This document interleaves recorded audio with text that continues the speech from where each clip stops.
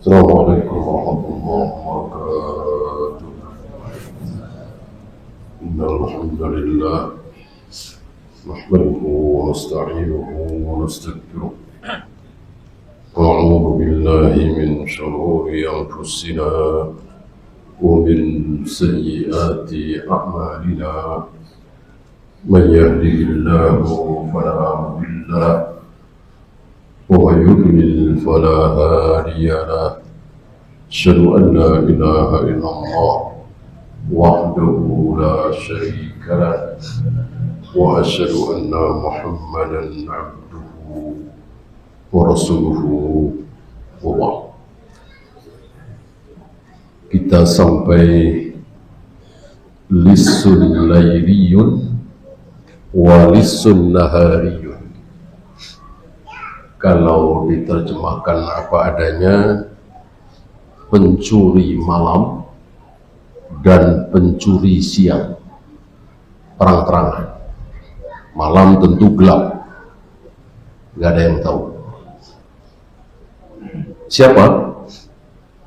Ucapan ini beliau sematkan kepada orang yang ria, pamer, ingin dipuji secara terang-terangan, kurang bisa menutupi. Berbeda dengan yang kedua, lisun layliyun, ria, pamer, ingin dipuji, caranya lihai, tersembunyi. Ya, mari kita lihat. Untuk yang tersembunyi dulu. Ini masih membahas sekitar riaknya, pamernya orang-orang sufi. Nah, betul-betul mereka ini berpenampilan supaya dikatakan sebagai orang yang zuhud, tidak mencari dunia, yang diharap cuma akhirat, dan seterusnya dan seterusnya. Tapi ingin itu sebagai penglihatan manusia. Kalau para sahabat kan begitu semua, tapi nggak perlu orang lain tahu. Seluruh sahabat seperti itu. Mencari pahala, mencari ridha Allah, mencari surga, mencari akhirat. Walaupun mereka, di antara mereka banyak yang mendapatkan dunia yang banyak sekali, tapi tujuannya tetap akhirat. Intinya adalah akhirat, ridha Allah. Tapi tidak dipamer-pamerkan. Orang lain tahu nggak masalah, orang lain nggak tahu nggak masalah. Gitu ya. Yang bisa disembunyikan, sembunyikan. Yang tidak bisa disembunyikan, ya tidak usah disembunyikan. Intinya mereka tidak peduli dengan penilaian manusia, nggak peduli. Yang sangat-sangat diperdulikan oleh para sahabat adalah penilaian Allah. Maka ada istilah tidak terkenal di bumi, tapi terkenal di langit. Di bumi tidak ada yang kenal kecuali sedikit sekali. 4-5 rumah dari dia aja kadang nggak kenal, saking miskinnya, saking tidak dikenalnya, saking tidak punya apa-apa. Begitu di langit terkenal sekali. Gimana nggak terkenal? Namanya disebut oleh Allah. Di depan Jibril. Gimana tidak terkenal? Namanya disebut oleh Allah di depan Jibril. Lalu disebut oleh Jibril di depan para malaikat semua. Innallaha idza ahabba ahadan. Ketika Allah mencintai seseorang, maka Allah panggil Jibril. Allah sampaikan kepada Jibril, wahai Jibril, aku Allah mencintai si fulan, disebut namanya. Mungkinkah nama antum disebut di sini? Tidak mustahil. Tidak mustahil. Ya. Sementara profesor, doktor, ulama terkenal malah tidak disebut namanya. Mungkin kan? Mungkin. Sangat mungkin. Karena beberapa riwayat menyatakan bahwa Allah mencintai orang yang begini, Allah mencintai orang yang begini, Allah mencintai orang yang begini. Kita semua bisa. Antum bisa. Ya, ambil saja yang mudah. Samhan idza ishtara, samhan idza ba'a, samhan idza taba. Salah satu orang yang dicintai oleh Allah adalah orang yang mudah ketika membeli. Jadi beli itu mudah, ya. Berapa? 500.000. Ya udah, mudah. Ya, enggak sulit. Ya. Ditawar sampai berapa? 500.000. Ya. Udah 30.000 ya. Ini kan sulit banget ini. Kan ngeselin di sini. Ngeselin yang dagang, ya. Ya, yang dagang mungkin nggak memperlihatkan kekesalan, tapi dalam hati begitu pergi ya udah diomong habis-habisan, ya. Mudah, ya. 500 ya udah 4,5, ya udahlah 460, mudah. Kemudian samhan idza ba'a, mudah pula ketika menjual. Jadi ketika menjual dengan harga 500.000, ditawar 400, ditawar 420, ya sudah ambil. Mudah. Yang terakhir samhan idza qada, mudah ketika membayar hutang. Mudah. Begitu ada langsung bayar, begitu ada langsung bayar. Mudah. Tidak sulit, ya.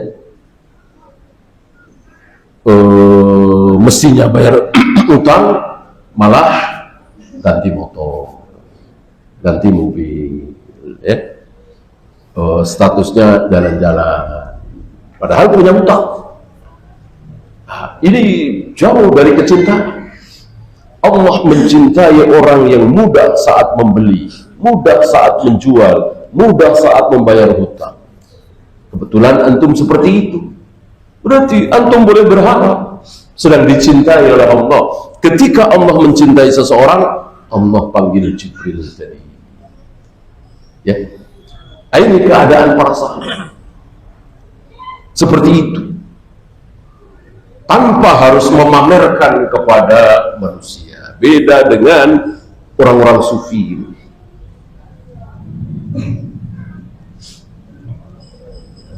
Beliau mencontohkan, man yalbisus sufa tahta thiyab, dia memakai pakaian suf. Pakaian sufi diambil dari situ, ya. Maka orang yang mengatakan sufi diambil dari saf karena dia selalu berada di saf pertama dalam sholat, dalam kebaikan, ini keliru. Ini keliru. Karena sufi ada wawunya. Kalau saf tentu nggak ada wawu. Sufi, ya, ini keliru. Ada pula yang mengatakan jernih, safin, karena orang-orang mereka itu orang-orang yang bersih hatinya, jernih. Ini pun salah. Ada alif di situ, ya. Maka yang paling tepat adalah dari kata-kata suf, yaitu pakaian wol, pakaian buruk lah, pakaian yang paling murah. Karena mereka menampakkan kezuhudannya itu supaya dipuji oleh manusia dengan cara memakai pakaian yang paling buruk. Mereka memakai pakaian suf itu untuk dalamnya pakaian buruk.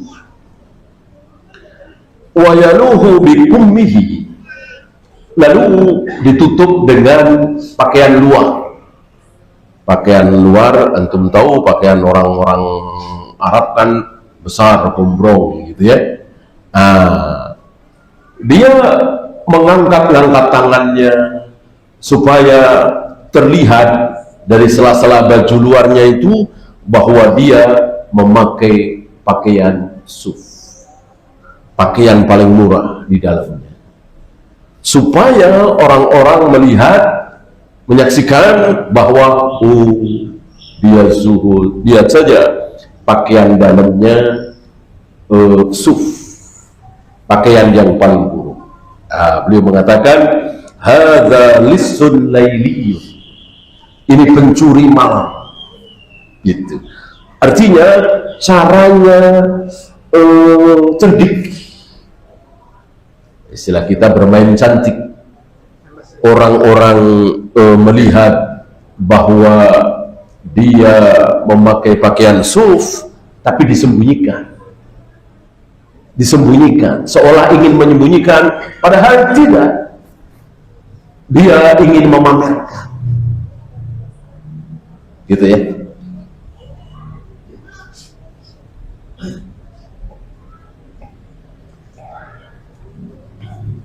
Yang kedua, wa minhum man yalbasu siyabal layyinata ala jasadi.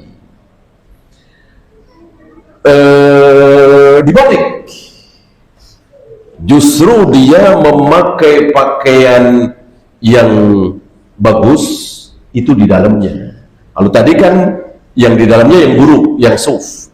Ini yang di dalamnya pakaian bagus. Orang dia punya uang, dia bisa beli.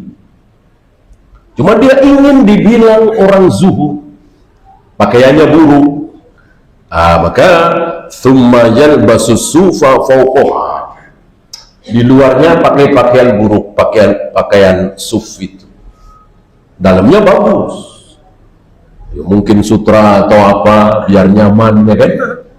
Dibungkus dengan pakaian suf supaya orang-orang melihat luarnya saja. Ini dikatakan oleh beliau hadza lissun nahariyun maksyufun, ini pencuri siang, artinya terlalu mudah ditebak, terlalu ketahuan. Kalau antum lihat hari ini banyak orang-orang yang pamernya itu terlalu ketahuan ya. Orang-orang yang riaknya itu semua orang tahu ya. Ada yang tadi ya, merahasiakannya, tapi tetap dia ingin menonjolkan. Dan orang yang berilmu tahu, sebagaimana Rasulullah tahu ketika Aisyah ingin mengangkat-ngangkat ayahnya Abu Bakar dengan cara sebaliknya. Masih ingat ya? Ketika Nabi sakit, tidak bisa mengimami sholat, Nabi menyuruh Aisyah untuk menunjuk Abu Bakar sebagai imam. Aisyah sampaikan kepada orang-orang, suruh Abu Bakar menjadi imam. Aisyah menjawab, ya Rasul, Abu Bakar kalau menjadi imam, kalau sholat, bacaannya kalah oleh tangisan. Seolah Aisyah tidak ingin, seolah Aisyah tidak ingin ayahnya menjadi imam, seolah begitu. Padahal sebaliknya, dan Nabi tahu maksud Aisyah itu. Maka disuruh lagi jawab seperti itu, disuruh lagi jawab seperti itu. Nabi agak kesal rupanya. Lalu Nabi mengatakan, anti sawahibu Yusuf, engkau seperti wanita di zaman Nabi Yusuf ya. Ngomongnya lain, maksudnya lain, maksudnya lain, ngomongnya lain, inginnya apa, ngomongnya apa. Ini luar biasa orang-orang yang berilmu dalam hal ini Nabi SAW tahu persis, sangat-sangat tahu.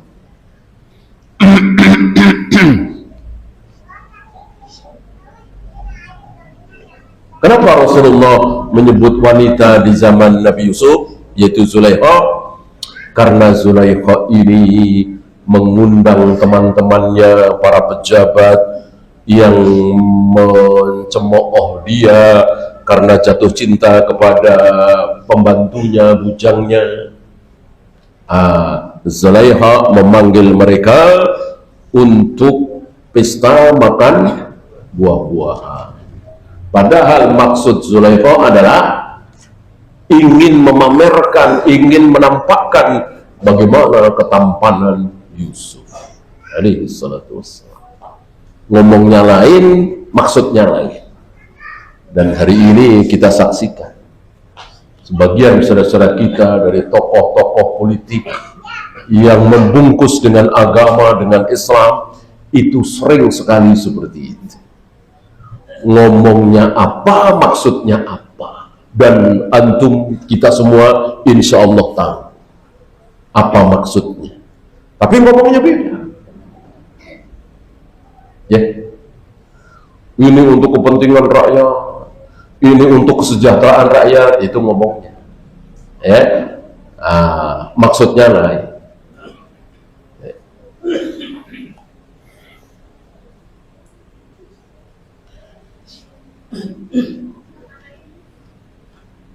Waja'a akharu. Ini ada yang lain lagi. Fa'aradu at-tashabbuha. Fa'aradu. Ini terbalik ya, dalnya kok terakhir ini. Di antum apa ya? Fa'aradu at-tashabbuha bis-sufiyyati. Datang satu kelompok di mana mereka ingin seperti orang-orang sufi.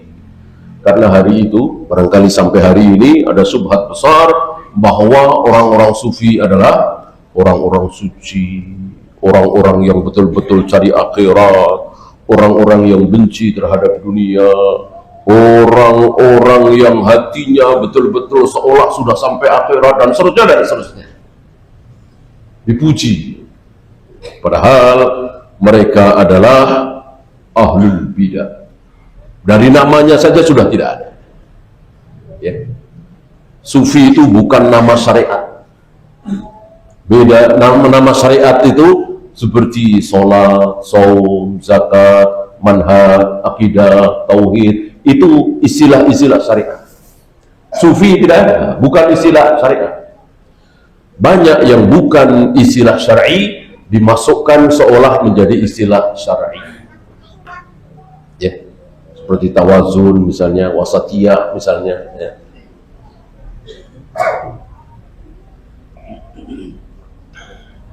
Seperti ta'aruf, ya. Ta'aruf ini bukan istilah syar'i. Hari ini dimasukkan seolah itu istilah syar'i. Seolah ta'aruf, habis itu nadhar, habis itu khidbah, habis itu akad. Ya. Padahal ta'aruf tidak ada. Yang ada adalah nadhar, habis nadhar, khidbah, melamar, habis khidbah, akad. Nggak ada ta'aruf. Nah, banyak dari kita terkena subhat kaum hizbiyin, harakiyin, mereka membawa istilah ta'aruf. Ini sama dengan sufi tadi, bukan istilah syar'i, dimasukkan seolah menjadi istilah syar'i.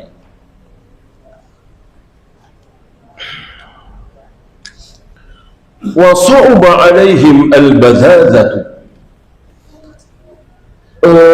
Sulit bagi mereka, berat bagi mereka kalau harus memakai pakaian-pakaian lusuh, pakaian jelek, pakaian suf, pakaian buruk. Sementara mereka ingin ikut-ikutan orang sufi. Karena manusia menganggap bahwa orang-orang sufi orang-orang suci. Wa ahabbut tana'um. Sementara mereka menyukai kenikmatan. pakaian yang bagus, kendaraan yang bagus, penampilan yang bagus, tapi ingin dipuji sebagai orang suci, orang sufi. Walam yarau al-khuruja min surati tasawuf. Sementara mereka tidak mungkin keluar dari surah tasawuf. Kalau ingin dianggap suci, kalau ingin dianggap orang hebat, ya mau nggak mau harus penampilan seperti orang sufi. Ya. Falabisul fuwata warrafi'ata wa'tammu birrumi ar-rafi'ah. Oleh karena itu mereka cari akal. Itu. Ingin pakaiannya enak dipakai, pakaiannya bagus, bermerek istilah kita, tapi di mata orang lain itu buruk. Ya.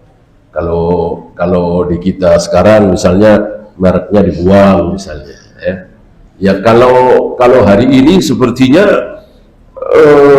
itu sebuah kesederhanaan, ya. Karena hari ini justru kaum muslim itu ingin menyombongkan diri. Ya. Ini betapa terbaliknya keadaan.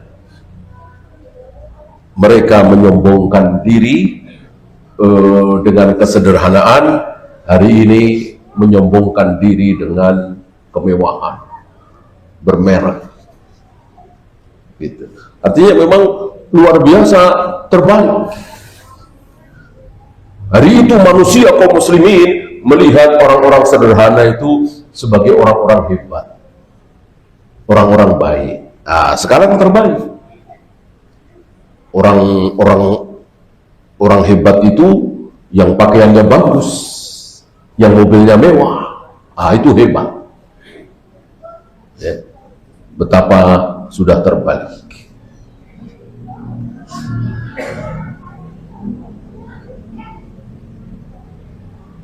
فالقميص والعمامة على أحدهم بثمن 5 أثواب من الحرير. Saking inginnya dipuji, dilihat sebagai orang-orang sufi yang pakaiannya buruk, sementara mereka tidak tahan dengan keburukan, mungkin dari kecil sudah kaya raya, ya, tapi ingin berpenampilan seperti orang-orang sufi.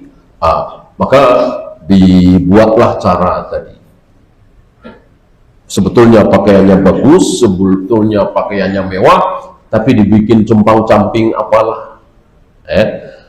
Maka akhirnya mereka pakai gamis, mereka pakai sorban, yang gamis sorban itu dilihat sekilas adalah buruk seperti orang-orang sufi, tapi harganya bisa mani 5 aswabin, 5 kali lipat. Harganya itu 5 kali lipat dari sutra, minal harir. Harir sutra, kan? Itu dahsyat. Kalau hari ini mungkin ada orang yang pakai misalnya mobil tahun 70-an. Orang yang nggak tahu kan, mobil murah tahun 70-an. Tapi dandannya bisa ratusan juta. Iya kan? Orang yang nggak tahu, murah tahun 70-an. Kira-kira seperti itu. Waqad labasa iblisu alaihim annakum sufiyatun binafisin nafas. Di sini iblis menipu mereka dengan mengatakan annakum sufiyatun binafisin nafas. Engkau ini orang sufi, berharga. Disanjung oleh iblis, karena iblis tahu nggak kalau sufi itu sesat? Iblis tahu nggak? Pasti tahu. Yang benar hanya manhaj salaf. Iblis tahu nggak? Pasti tahu. Tahu sekali.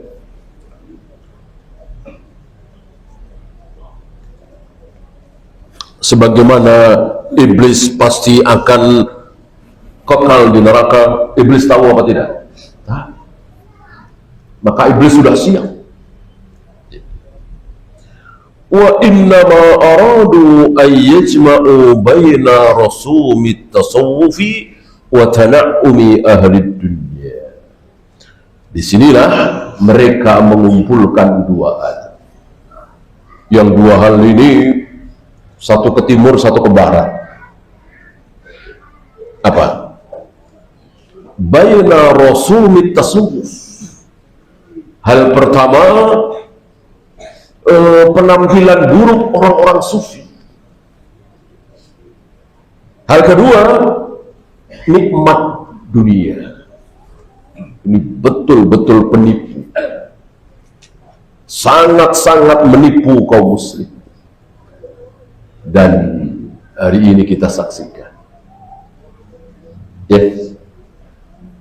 Ucapannya cinta kepada Nabi, mengecilkan dunia dan seterusnya dan seterusnya. Kita lihat bagaimana di belakang. Bergelimang dalam kenikmatan dunia. Kadang bergelimang dalam maksiat. Tapi menampakkan dirinya itu sebagai cinta kepada Nabi.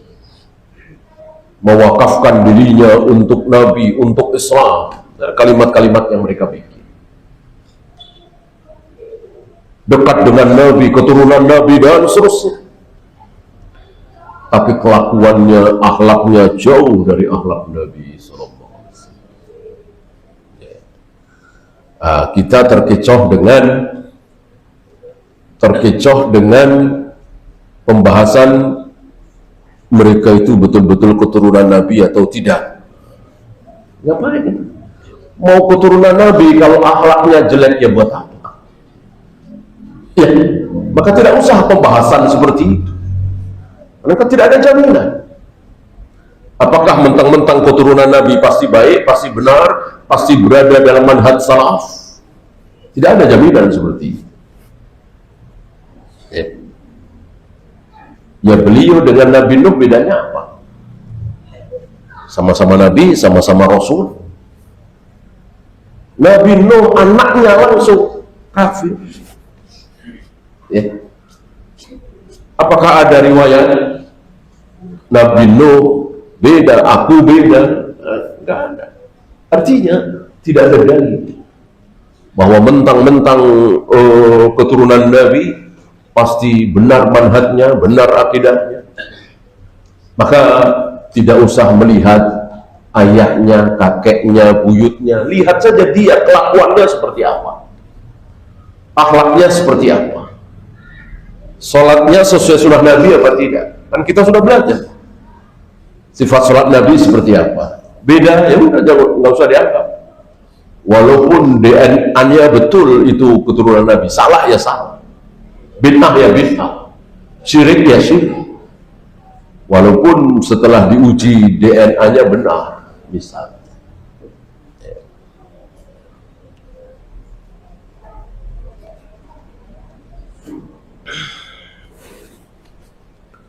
Wa min alamatihim musadaqatul umara.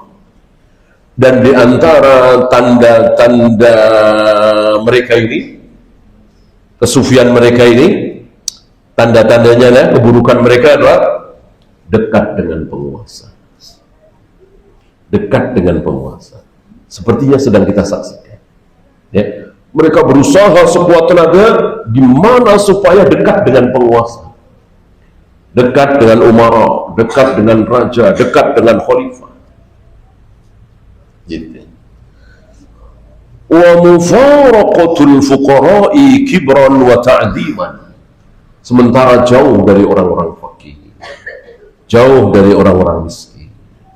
Ya. Disinilah kita jadikan pelajaran. Maka du'atus salaf, kaum salaf, jangan mengikuti kelakuan mereka. Ya.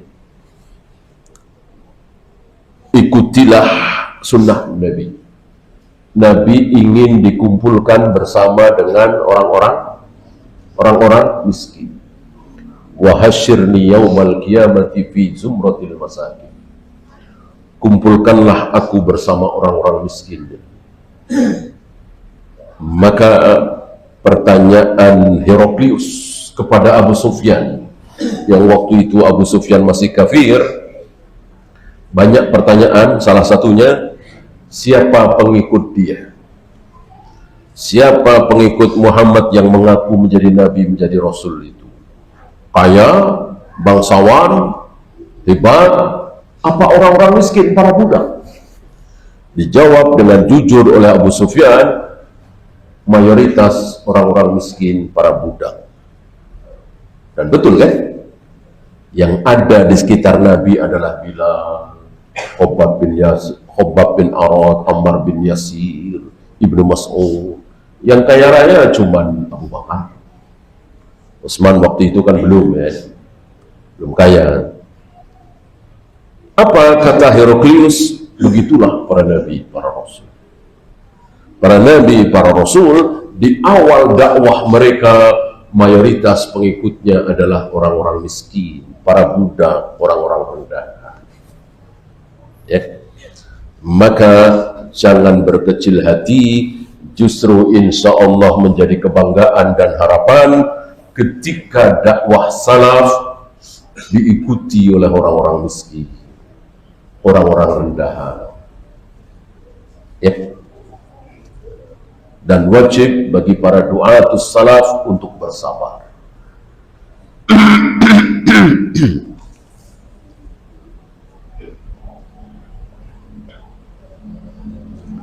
وقد كان عيسى بن مريم صلوات الله وسلامه عليه يقول. Di sini beliau membawakan ucapan Nabi Isa bin Maryam. Ya Bani Israel, umat beliau. Beliau tidak mengatakan ya ummati, ya Samud, ya Ad. Itu beda. Beliau khusus Bani Israel. Nanti beda lagi dengan Nabi Hud, khusus kaum Ad. Beda lagi dengan Nabi Saleh, khusus kaum Samud. Adapun Rasulullah sallallahu alaihi wasallam apa? Rahmatan lil alamin, untuk seluruh alam. Maka beliau tidak mengatakan wahai Bani Israel, wahai orang-orang Arab, wahai Quraisy, tidak. Seluruh manusia, ya ayuhan nas, wajib mengikuti syariat beliau. Ma lakum ta'tunani wa alaikum thiyabur ruhban. Kenapa kalian datang kepadaku dengan memakai pakaian rahib? Kemarin kan kita bahas, hanya Islam yang tidak punya, hanya Islam yang tidak punya pakaian khusus, pakaian kebesaran. Seluruh agama punya. Hindu, Buddha, Konghucu, Yahudi, Nasrani memiliki pakaian khusus, pakaian orang-orang soleh, pakaian pemuka agama. Islam tidak ada. Malakum ta'tunani wa alaikum thiyabur ruhban. Kenapa kalian datang kepadaku dengan pakaian rahib, pakaian orang soleh, pakaian orang berilmu? Pada Israel kan. Wa qulubukum qulubuz zi'ab ad-dawari. Sementara hati kalian hati dhi'ab. Dhi'bun apa? Dhi'bun serigala. Hati kalian hati serigala liar, tapi pakaian kalian pakaian rahib, pakaian orang soleh, pakaian orang baik, pakaian orang yang berilmu. Maka sekali lagi, Islam tidak mengajarkan, tidak ada bedanya antara orang yang berilmu dengan orang yang biasa-biasa saja dalam masalah pakaian, dalam masalah penampilan. Di sini ahli bid'ah, kaum muslimin yang bid'ah, ikut-ikutan orang-orang kafir itu. Ada pakaian khusus, ya. Bahkan peci saja tidak boleh. Dulu di kampung kan, kalau pakai peci putih berarti harus sudah Nah, sudah haji katanya. Kalau belum haji ya harus peci hitam. Di kampung seperti itu. Apalagi pakai sorban, itu nggak main-main. Gitu. Maka kalau pakai sorban, gamis, ya suruh jadi imam. Gitu. Dikiranya ini sudah berilmu tinggi. Padahal tidak. Tidak, di Arab, di Mekah, di Madinah sama. Emang pakaian Sudais, Surain, ya, seperti itu. Kemudian yang lain tidak seperti itu. Antum bisa lihat. Ya memang pakaian orang Saudi hari ini seperti itu. Mau jadi imam, mau nonton bola. Antum pernah melihat orang Saudi nonton bola? Pernah kali ya? Bahkan nonton konser lah, nggak usah bola. Ya. Pakaiannya kayak apa coba? Sama kan begitu. Pakaian gamis begitu, sorban begitu. Memang pakaian sama. Bukan pakaian Islam. Pakaian sama. Mubah-mubah saja, boleh-boleh saja. Nggak ada keutamaan.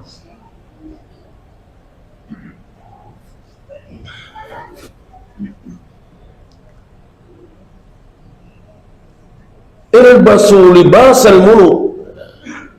Beliau melanjutkan nasihatnya, pakailah oleh kalian pakaian raja-raja. Maksudnya pakaian mewah. Udah pakai nggak apa-apa. Ya. Wa alyinu qulubakum bil khasyati. Sementara bikin hati kalian hati yang penuh dengan ketakutan. Sementara pakaiannya perlente, bagus kalau punya tentunya, ya. Tapi hatinya penuh ketakutan kepada Allah. Itu justru jauh lebih baik. Ya, mengendarai mobil mewah, mahal, ya, sambil berzikir, sambil beristighfar, sambil mohon kepada Allah supaya bisa bersyukur, supaya tidak sombong, supaya diselamatkan dari neraka. Padahal sambil nyetir mobilnya sendiri yang mewah itu, yang miliaran itu misalnya. Ya. Sementara yang sini dia sedang membayangkan kemaksiatan, membayangkan kemewahan dunia, sambil dorong gerobak misalnya, ya. Mana yang lebih baik ini? Tentu yang pertama tadi. Nasihat Nabi Isa, al-ilbasu libasal muluk. Silakan. Pakailah pakaian raja-raja yang mewah itu kalau punya, ya. Sementara penuhi hati kalian dengan penuh rasa takut. Jadi ketakutan, nangis, khusyuk, zuhud, pamerkan kepada Allah, bukan kepada manusia. Di mata manusia biarin aja. Mau dibilang tidak zuhud, mau dibilang cinta dunia, mau dibilang tenggelam dalam kemewahan, ya biarin aja. Manusia. Yang penting Allah tidak menilai seperti itu. Ya. Bagaimana mewahnya Nabi Sulaiman, Nabi Daud? Apa tercela? Tidak, karena ada, karena punya. Dan itu di tangan beliau, bukan di hati. Sementara kita terbalik. Ya. Dunia itu ada di hati kita. Pengen punya ini, pengen punya itu. Penuh hati kita dengan dunia. Begitu lihat dompet kita tipis, kosong, mau seperti itu. Jadi di tangan tidak ada dunia, tapi di hati penuh dengan dunia. Ini semua keburukan. Jauh lebih baik dunia itu di tangan, sebagaimana para sahabat. Betul-betul dunia di tangan mereka. Apa yang tidak dimiliki oleh para sahabat? Enggak. Penuh dengan kekayaan. Ambil satu contoh seorang prajurit, bukan komandan pasukan, ya.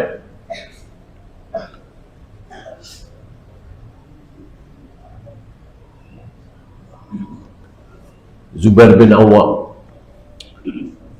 Ini kan prajurit biasa kan?